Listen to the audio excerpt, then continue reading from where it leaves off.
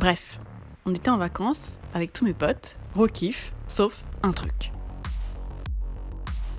Il y avait un cabinet d'aisance pour 20 personnes, en plein milieu du salon évidemment. Là, ni une ni deux, direct ça fuse dans ma tête. Je me suis dit, impossible que je fasse caca ici, au milieu de tous mes potes. Va falloir que je fasse un plan pour aller en ville, parce que sinon je vais être hyper constipée. Et quand je suis hyper constipée, je suis hyper irritable, en colère, pas sympa, en panique. Bref, fallait que je répertorie toutes les toilettes publiques du coin.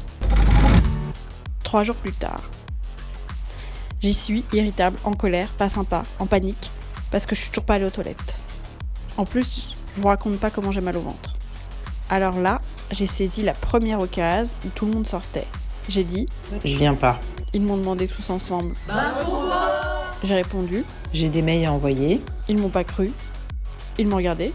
Je les ai regardés. Ils sont quand même partis. J'y suis allée. Grosse victoire. Gros soulagement. Yes, yes, yes.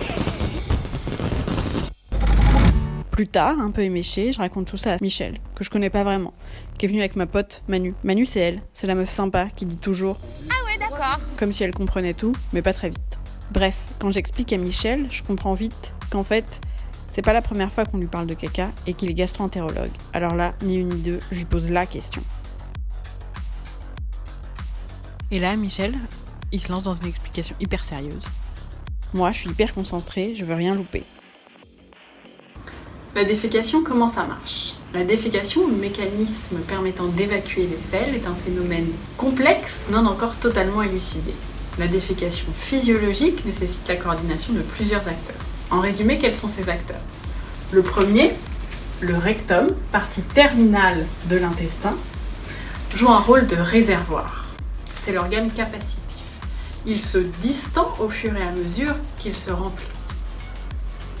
L'anus, en aval du rectum, l'organe résistif, est normalement fermé par 2 muscles qui encerclent ce conduit à la façon d'anneau, l'un sous commande volontaire, le sphincter anal externe, l'autre sous commande involontaire, le sphincter anal interne. La distension du rectum provoque le besoin exonérateur et le réflexe d'échantillonnage qui est un réflexe nerveux. Il se compose du réflexe recto-anal inhibiteur qui correspond à la relaxation du sphincter interne et le réflexe recto-anal excitateur qui correspond à la contraction du sphincter externe. Ainsi, un échantillon du contenu rectal, que ce soit gaz, sel liquide, sel solide, est analysé par des millions de cellules nerveuses au niveau de la ligne pectinée du canal anal. Attends, stop. Beaucoup trop d'infos d'un coup. Il y a l'air d'avoir un truc qui laisse passer, l'autre qui empêche, le tout pour scanner un échantillon de ton caca. Cette information est recueillie et transmise au cerveau. Si toutes les conditions sont réunies, un bon environnement, la présence de sel, le cerveau autorise la défécation. Ouais, j'imagine que mon caca, c'est ma voiture. Celle-ci résulte de la contraction colique et rectale, d'une poussée abdominale, mais aussi de la relaxation du muscle puborectal qui encercle le rectum et qui permet la disparition de l'angulation recto-anale physiologique.